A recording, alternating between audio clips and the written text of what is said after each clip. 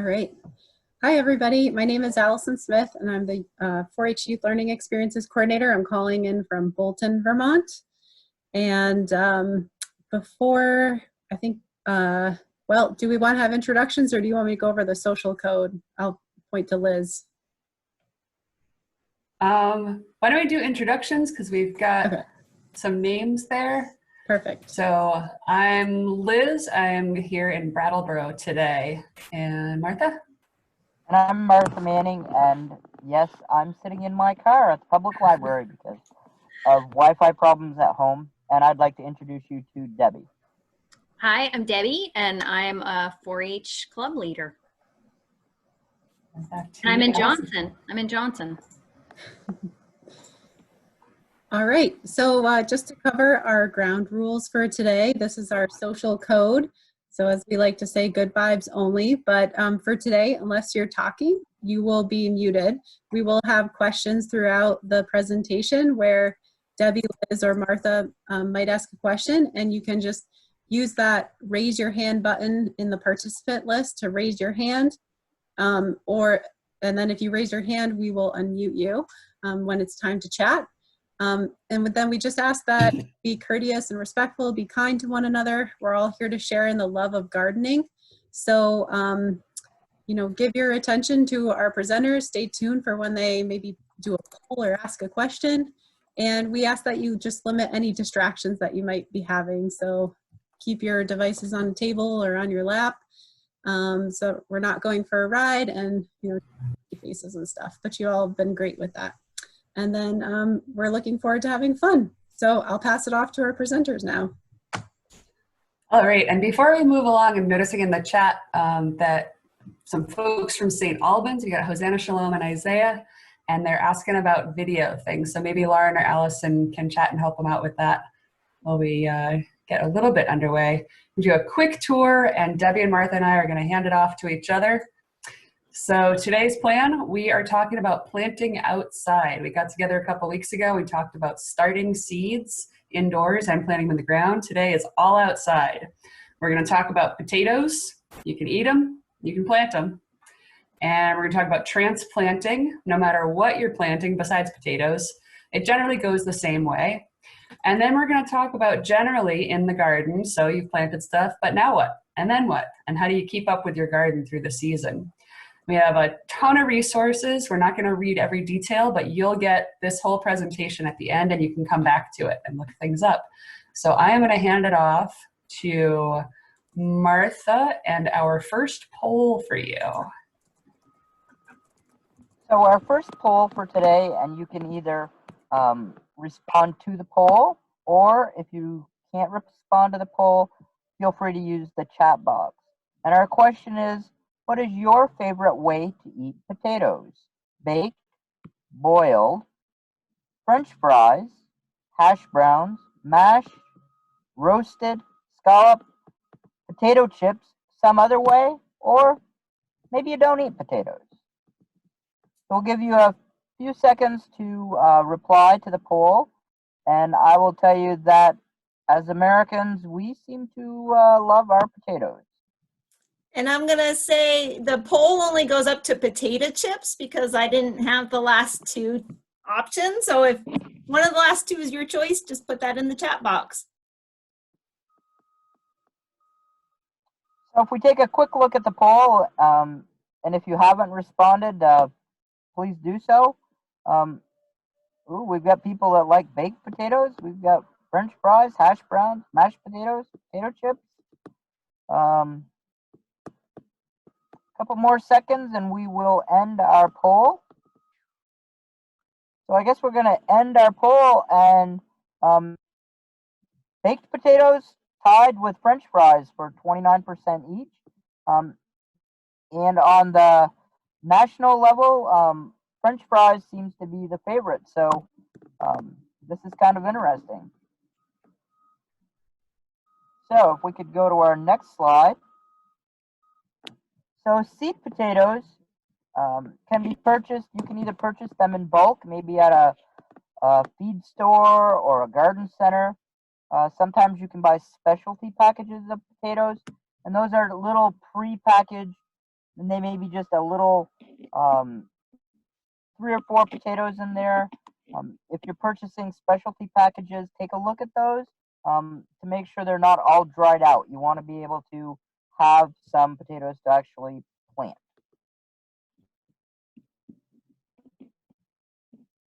So to plant potatoes, you're going to need a sunny location, seed potatoes, and you can use store potatoes. A lot of people feel that store potatoes aren't suitable to plant because in many cases they have been kind of like treated so they won't sprout easily. But I do have here a store potato, and as you can see, this one is sprouting quite nicely. They may be a little slower to sprout, but they are okay to plant. So you're going to need well-drained, fertile soil. Avoid soil with too much uncomposted manure, because the uncomposted manure will cause your potatoes to get something like scab, and that gives them a kind of a not a good appearance. And while it's not going to hurt you, it will affect the quality of your potatoes, especially if you want to take them maybe to a fair, or if you want to just donate them to a neighbor. So choose what method you will use to plant your potatoes. Will you use a trench method, which is in one of the pictures? And that's where you're going to dig a trench about 8 inches deep, and it's kind of flat in the bottom.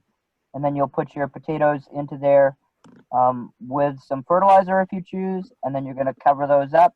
You could use barrels. You're going to have some drainage holes in the bottom of your barrel. You want to put in 6 to 8 inches of soil, then your seed potatoes, and then more soil. And then you can put like straw on top if you don't want to keep adding soil. And you'll just keep adding to that as the plants grow.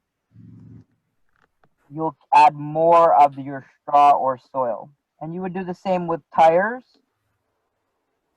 in that you would put this first layer of soil and your seed potatoes in the bottom tire, and then you're going to keep adding tires and soil or straw as they grow.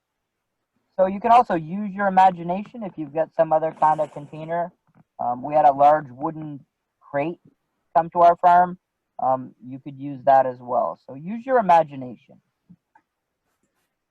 So if you'd like to take a minute and type into the chat, if you do grow potatoes at your home, maybe type into the chat, what method do you use?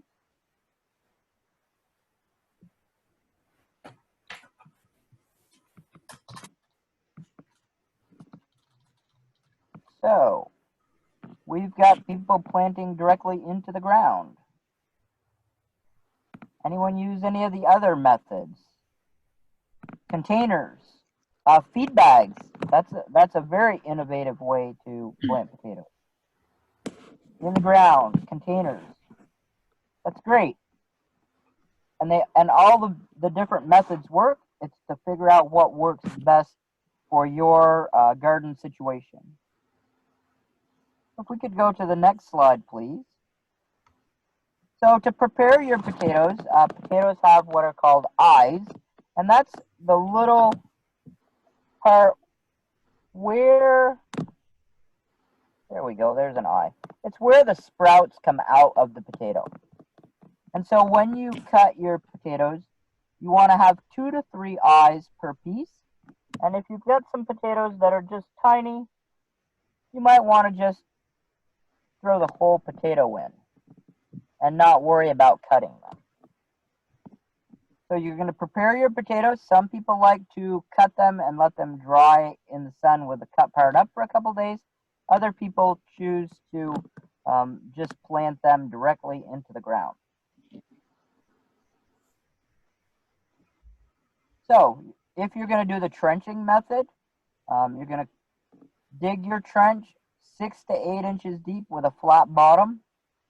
You're going to place your potatoes cut side down into the trench, and you can add a little fertilizer if you choose to at this time between the pieces of potato, and you want to space those about 10 inches apart.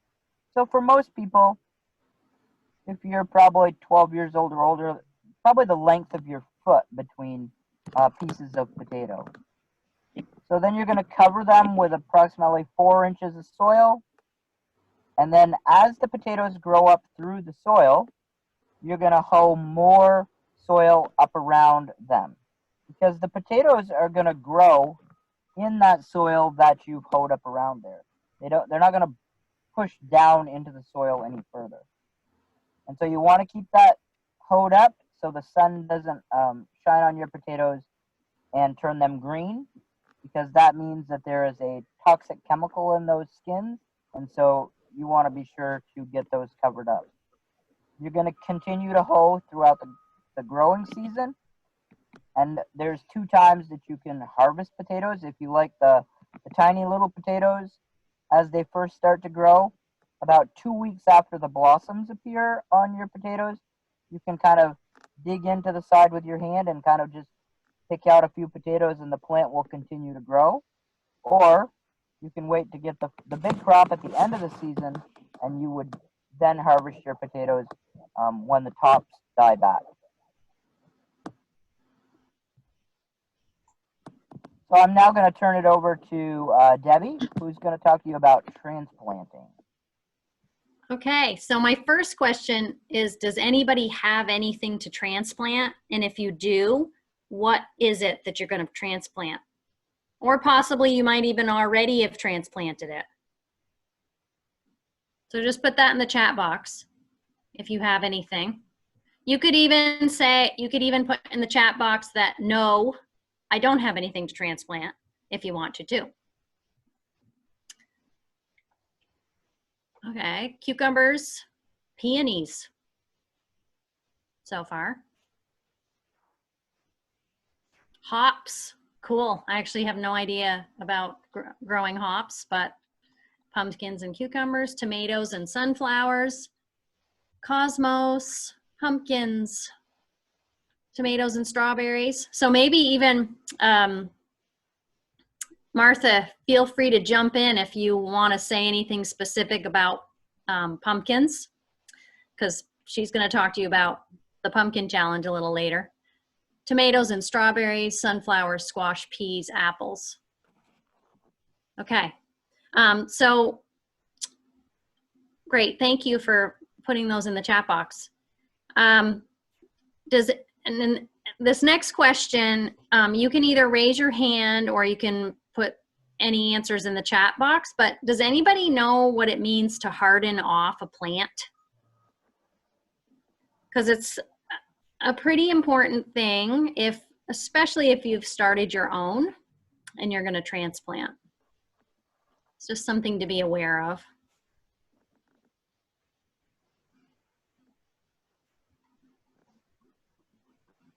No takers? Anybody raise their hand? Okay, that's okay. So this is something that a lot of people don't know about. Oh, here's one. Nope. Okay, so hardening off is a process of getting your plants used to being outside. Because if you started plants like I did, they've been inside, there's no wind, everything is very controlled. And kind of the analogy would be, I've got 2. One is if you, you went from being inside in the dark and you went right out into bright sunlight. You're just like, your eyes need some time to adjust, right? Those plants need very similar time to adjust. They also have to adjust to the temperature. So if you're taking them from a warmer place, like say you were in Florida and then you went to Vermont and it was winter. They need time to adjust to the temperature change, and outside is probably a little cooler and it's got some wind, and so it's a process of getting them used to just being outside. So you would do that a little bit of at a time, like bringing them out in maybe some partial sun for a little while, eventually bringing them out for longer periods of time, and then even having them stay out overnight to get used to that. And you might want to do that for like probably about a week at least. If you buy, was there something in the chat box that I needed to look at? There is. There's a late entry that Lila and Welly are hardening off some plants right now. Oh, awesome. And so if you want to ask them about that anywhere in, you can call on them because they got some going. Did anybody want to talk about the process of their plants being hardened off? Like anything that you've noticed about them, or you don't have to, but if you're welcome to if you want to. I saw a head shaking there. A head shaking no or yes? No. Okay. What I noticed a lot with mine, like I had one kale plant that was that I kind of threw in somewhere. It got bigger, but it was really floppy, like compared to my other ones that I had been letting outside. So you can really see how they're really not very strong when they haven't been exposed to the elements, and how quickly really it happens that their cell structure gets used to just the breeze, really, and the elements out there. So it's a pretty important part. If you buy something from a garden center, it's probably already been hardened off. So usually they're ready to plant. It's more for if you start your own plants. A couple ways that you can help harden off your plants is if you have a cold frame, that's one way. Putting them out kind of on your porch where maybe it gets some shade, some sun, where you can easily water them. Because I don't know if the people that are hardening off their plants, you will notice that they dry out really fast and you got to pay attention, or they might just die before you even get them in the ground. So I have to check my plants every couple hours. I'm out there looking, have they had too much sun? Do I want to move them? Do they need water?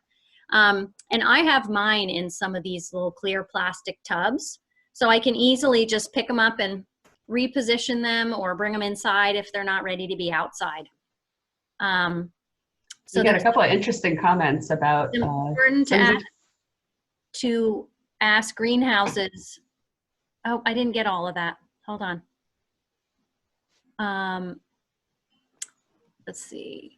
So Sharon was saying that she had some stuff to harden off and it got sun bleached, and then they had bought from Red Wagon and they bought directly, and I guess they weren't hardened off, so you gotta double check.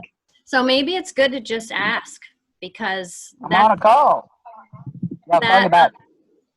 That is exactly what can happen. And when you put them out too quickly, the sun, it's just like I said, like you need sunglasses when you go out. When it's really, really bright out, it's kind of like those plants wish they had some sunglasses and they don't. So it's just too much for them. And then they can get sun bleached. Exactly.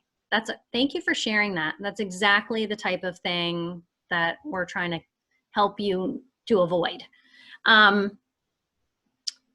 And so two things that I have on this slide. One is watering is very important.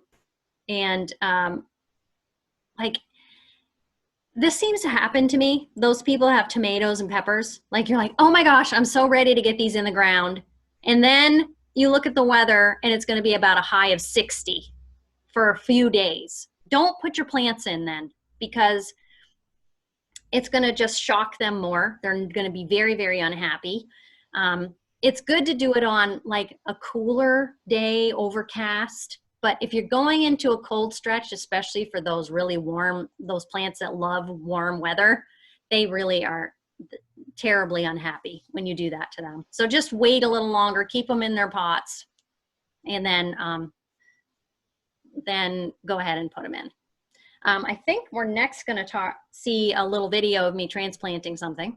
Oh, great. And I know you comment about the sun, and Sharon has added that shade cloth can be good for a little bit of shade. Yep, but not too exactly. much. And that's actually a great strategy. Like if you have transplanted your plants and you see that they're suffering, like they're wilting and they're really unhappy, if you have shade cloth or even something that you can, I've done this before, put something out in your garden that creates a little shade and you just keep turning it if it's a bucket or something that's next to your plant that can just keep the direct sun off of those plants, then that can really be, that's a great, great thing to do. Okay, here's a quick little video. Whoops. Get away from me here. Whew. All right. And let me know right away if you can hear the sound or not.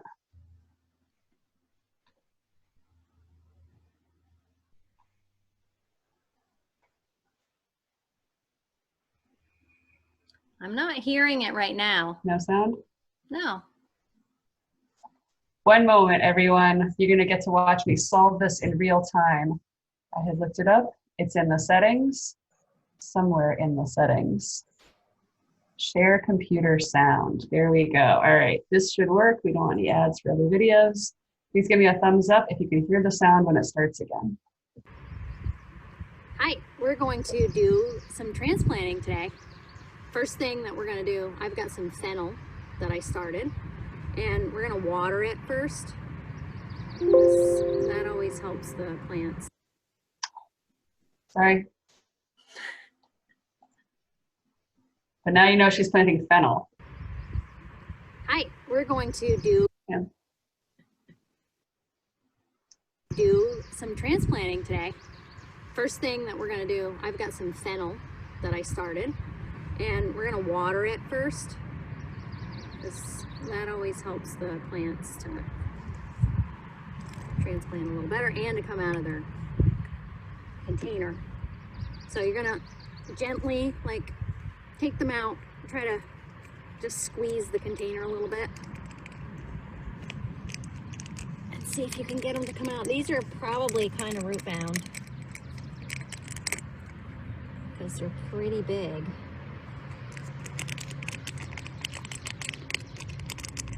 There it goes.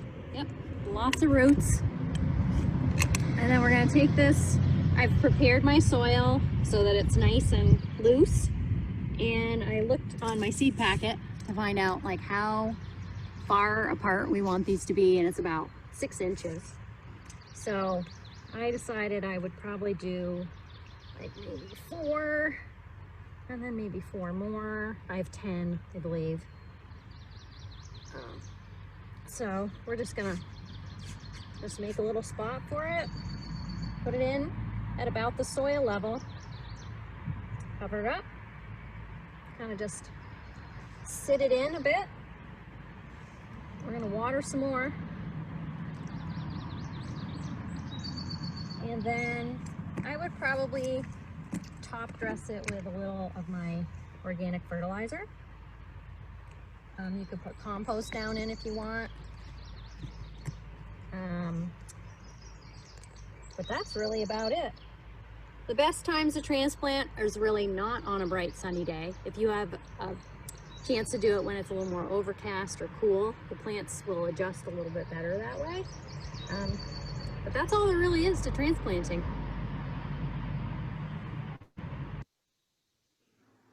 Okay, I see a question about how much water to pour on the plant. It depends. Like if you're transplanting tomatoes, I don't know if other people do this, but I make a bigger hole. I put water actually right in the hole. Like before I even cover it up, I put water in and then I put soil on top. Like those I feel like need more water. It's just, you just want to water it so maybe it puddles a little bit, but then it just drains off. Just so it looks good and watered. And I think you would, unless the soil is really wet already, you're probably not going to overwater it too much. So they like to have some water when you first put them in. It definitely helps the roots settle in with the soil around them and gets them to just get in place better.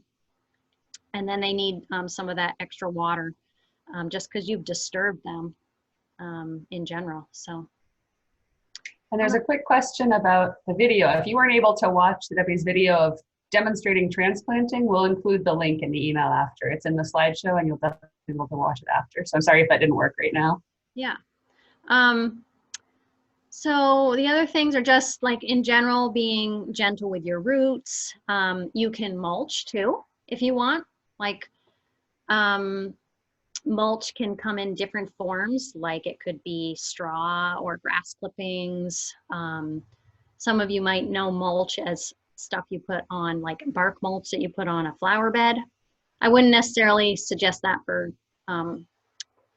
I probably wouldn't put that on my vegetable garden unless you're going to really go that route. There are some people that do that. And then sometimes people use mulches that are like plastic based. And that you would lay down ahead of time and then you would plant your plants in it.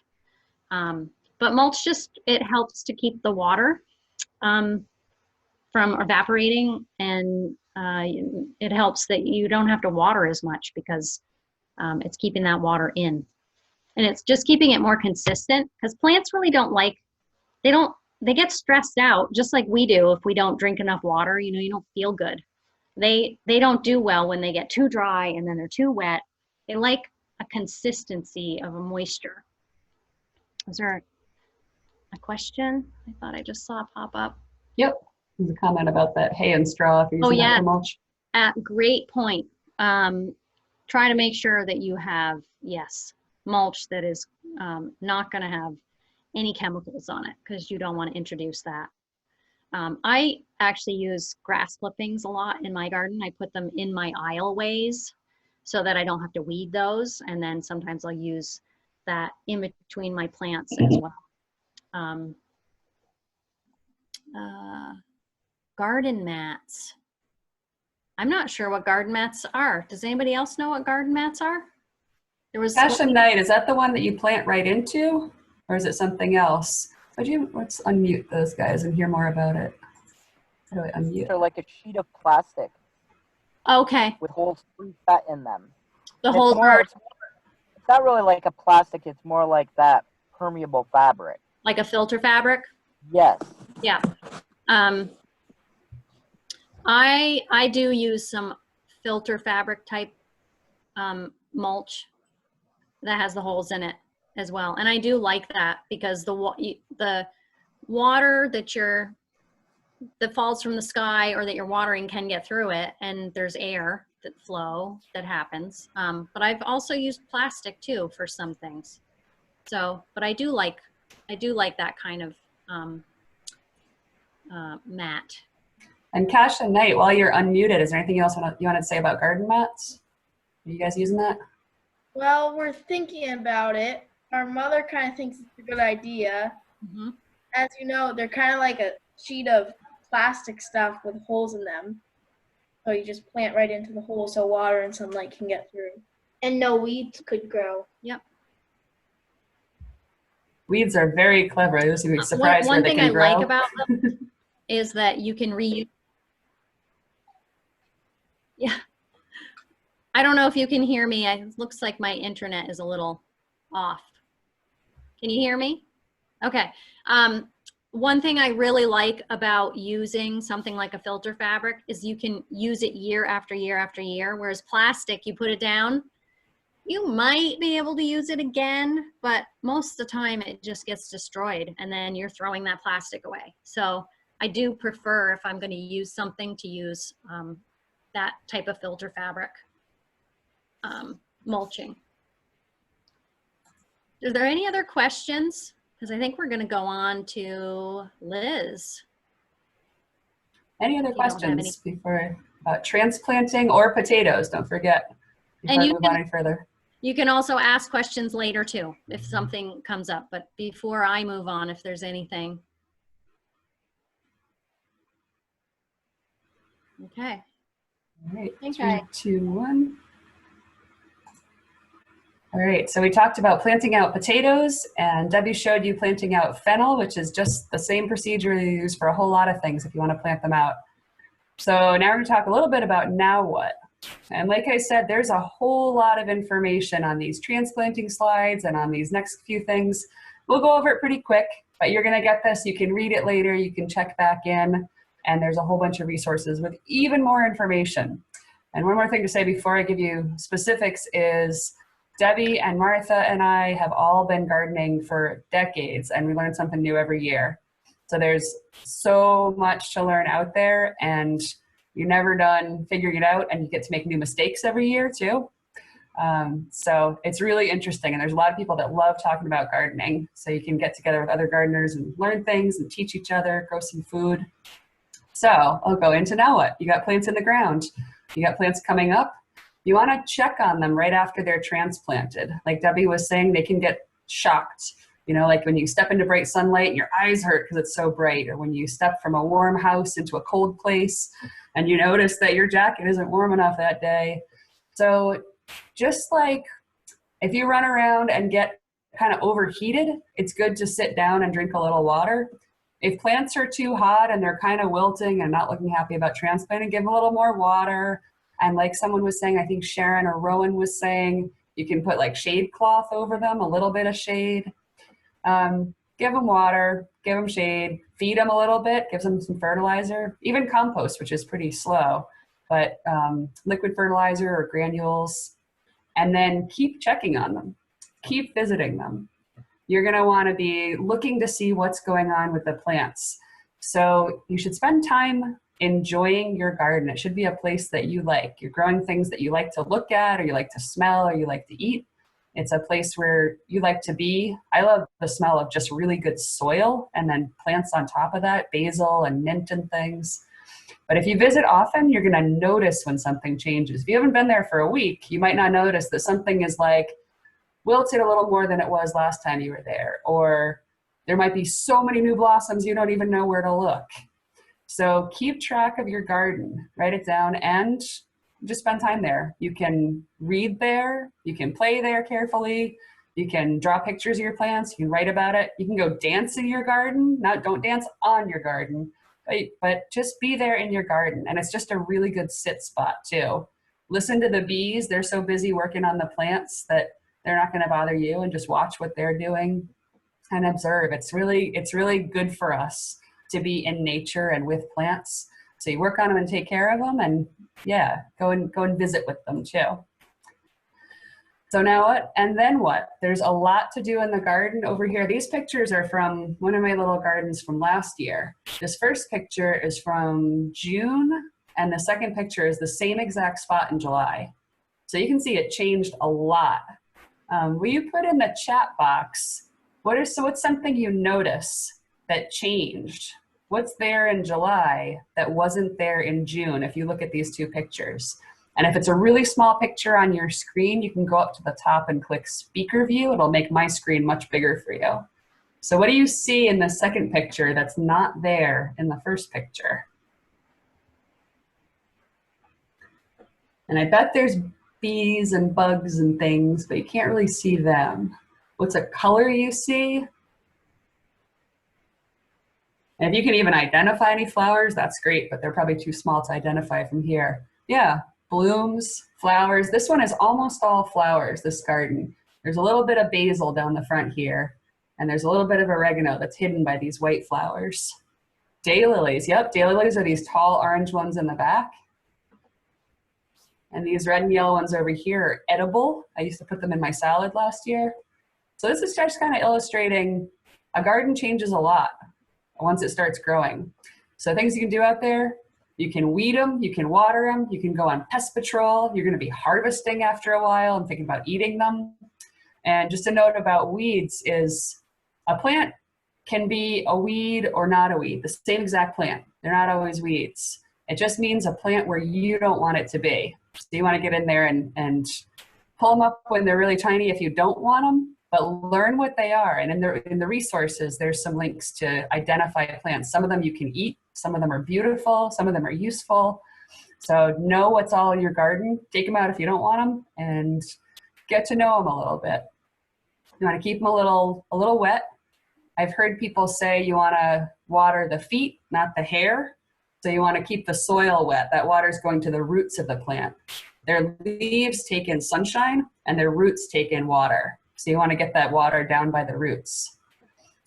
pest control, when you're out there looking for bugs, some of the bugs are really helpful. Praying mantises and ladybugs, and there's a lot of things that are very useful and good for your garden and good for your plants. Ants work well with a lot of your flowers. And some of them are eating your plants and sucking out all their juices, and they're not good. So you want to know the difference about those. And learn how to recognize when you're going to harvest things. And we have a resource where you'll know, like, is it by smell? Is it by taste? Is it how it looks? And there's some recipes. So these are all things you can do in the garden. And I see a question about, should the soil be warm when you plant any plants? Pretty much, yeah. Yeah, plants don't like it scorching hot. Well, some of them do.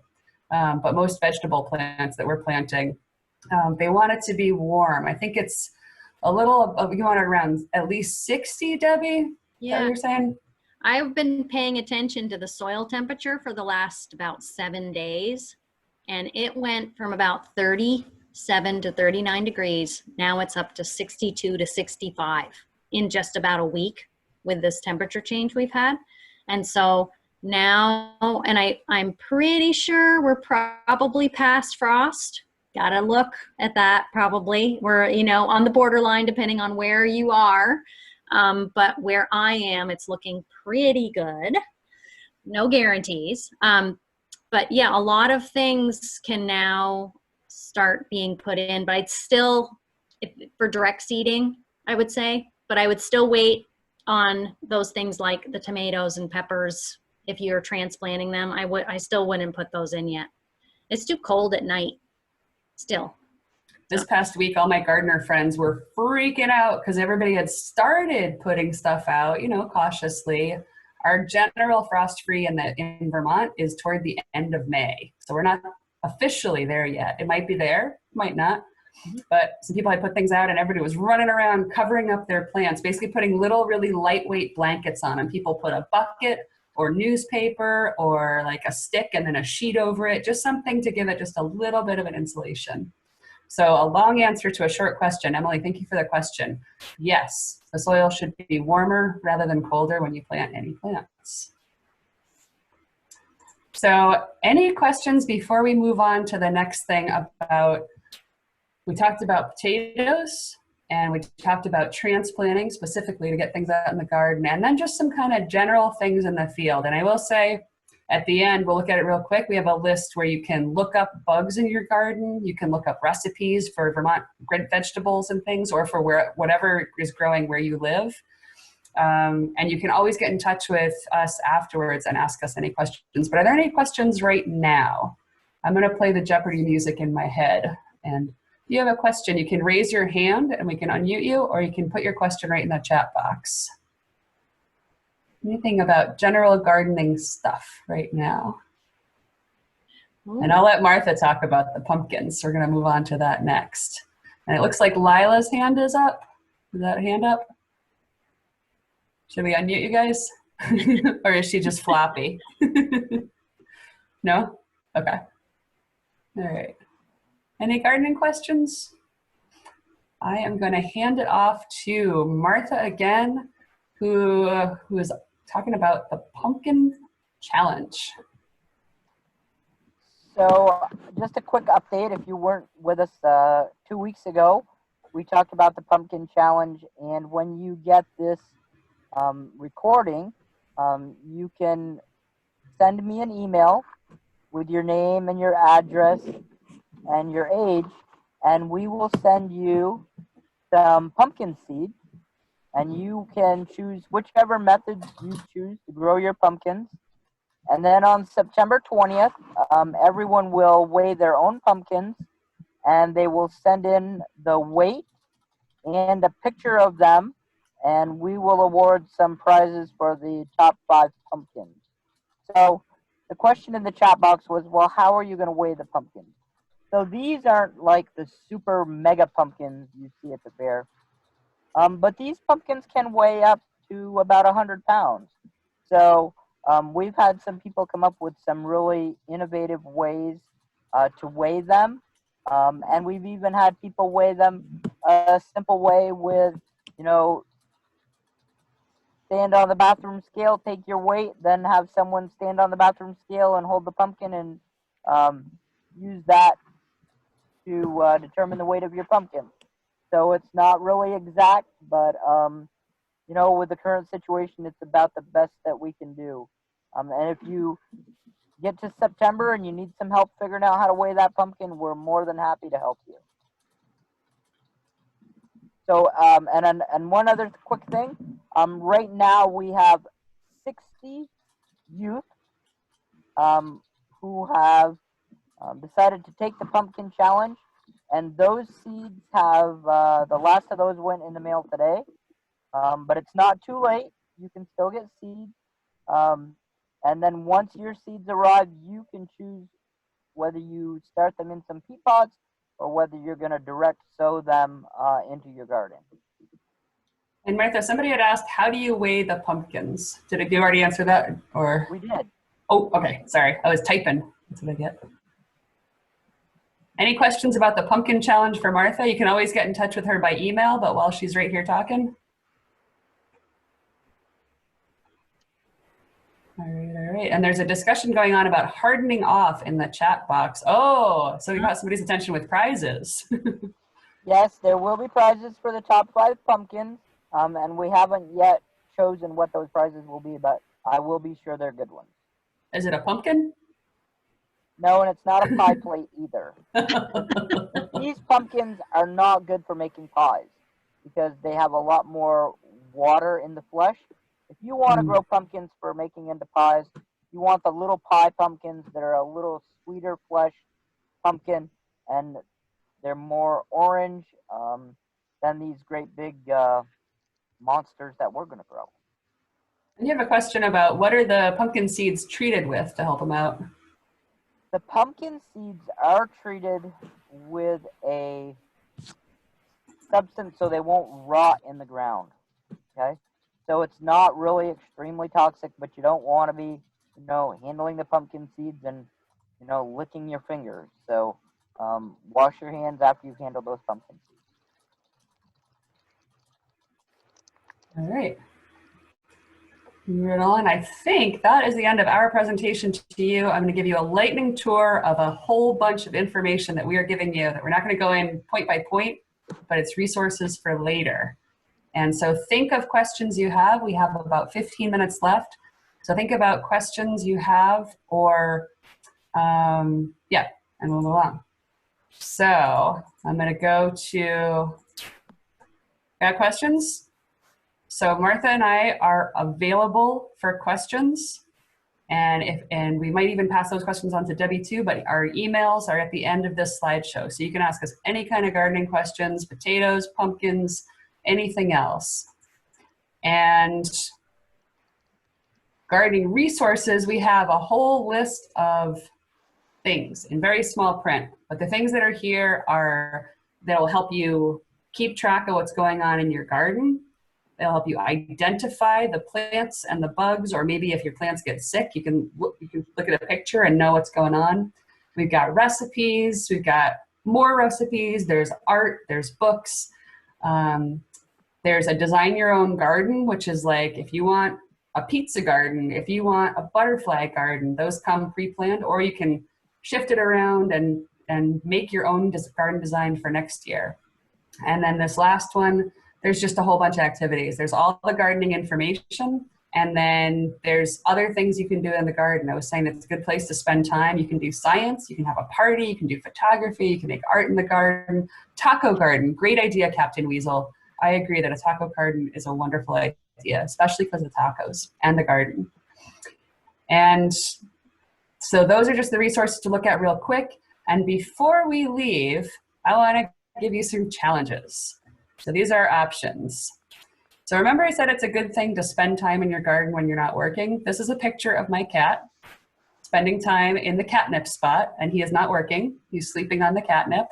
And you can see there's a little sign that says catnip, and that's so that it won't get mowed right there. You can't see the catnip because he's sleeping on it. This is a good example of somebody enjoying their garden, and they're not weeding, and they're not doing much anything. So we have challenges for you this week. And I'd like you, as I'm describing these, I'm going to read them out. But will you put 1, 2, 3, or 4, or more than one, you can do all of them if you want, in the chat. I'm curious to see what people are interested in doing. So challenge number 1, plant at least one entire potato, preferably in small pieces unless it's a very small potato. Challenge number 2, decide 3 things you'll do in your garden every week. And that could be water it, weed it, scout for bugs. It could be look at it, water it, sing to it. It could be take a nap there and water it and think about it. It could be draw a picture of it. Anything, 3 things to do in your garden every week. Number 3, spend some time in your garden when you're not working there. You can do that anyway, even if it's not on your list. And number 4, a little bit different, but keep track of all the plants you eat this week. You can look on the labels and find more plants. You know, bread's got about half a dozen different plants in there. So I'm seeing a lot of people in 1 and 4. And a question, how big does the potato have to be? It can be any size. If it's a very small potato, you might only have 1 or 2 eyes in it, so just plant the whole thing. There's no upper or lower size limit on a potato. And I'm gonna put Martha on the spot for just a second, because I know you were looking up potato trivia the other day, and I wonder if you came across the biggest potato ever grown. How many pounds was that? You know what? I didn't see that, but if somebody would like to look that up and share it on Thursday, that would There we really go. be awesome. Challenge number 5. And Sharon's asking, do you have to cure the potato? You can, you can't. Some people do, some people don't. I'd say cure half of it and don't cure the other half, and let us know at the end of the season how that went. So we have a whole lot of different challenges here going on. 1, 2, 3, 4. Potato, do things in the garden, just spend time there. What do you eat? And come back on Thursday, 3 o'clock again, same place, and tell us all about it. Did anybody else have any questions before we go? And one thing I would like to add, I think it was maybe said, was that there are so many ways to grow the same thing. You know, your grandmother might have had one way, your friend does it another, and it doesn't mean that any way is right or wrong. It's there's so many ways to go about it. But it's good to go in and have some information to get started, because that's going to help you be more successful. But thank you so much for your interest. Good luck this week. I hope everybody gets some sunshine and a little rain too. Thank you. Jeremy has already looked up that potato, so now we know before we leave. 1,327. That is a lot of potato. I'm gonna double check that. That's, I can't imagine. 1,300-pound potato. That is the size of a cow. So I'll let you all think about a cow-sized potato and do exciting garden stuff this week. And we will see you back here on Thursday afternoon. Thank you, everyone. Bye. Bye-bye.